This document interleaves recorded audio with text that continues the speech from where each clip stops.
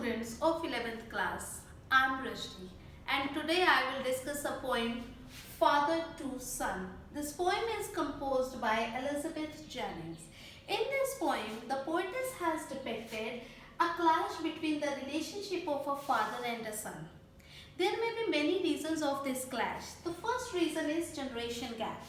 Yes, since centuries, the new generation is thinking that they are more intelligent than the previous generation. And the second reason is male dominance. Yes, this is another truth. Since centuries, the society has been dominated by the males. And the third reason is arrogance. Yes, as we all know that father and son, both are males and both are arrogant. So let us discuss the poem according to the stanza. I don't understand this child, though we have lived together now in the same house for years. I know nothing of him, so I try to build up a relationship from how he was when small, yet I have killed. So the father is addressing his son, and from the very first line, it is revealing that there is a clash between a father and a son. The father is addressing his son by saying that I don't understand my child. Though we have lived together now, we are living in the same house, we are living under the same roof, yet we are aliens to each other. We are strangers to each other. In the same house for years, I know nothing of him and I know nothing of my son. I don't know what is his attitude. I don't know what is his behavior, what are his likes, what are his dislikes. I know nothing. Now let's discuss the second stanza. The seed I spent or sown it where the land is his and none of mine. My son is my own creation. The seed is sown by me and I think that this seed will take the shape desired by me and the adverse is happening. The seed I spent and sown where the land is his, none of mine. He is not growing up according to my desires. We speak like strangers. So whenever we sit together, we are aliens to each other. We speak like strangers. There is no sign of understanding in the air. We don't understand each other's point of view. And my son thinks that maybe I will never understand him. That is the reason of this clash. This child is built to my design. I think that this child will take my shape.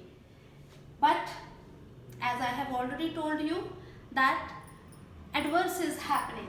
Yet what he loves, I can't share.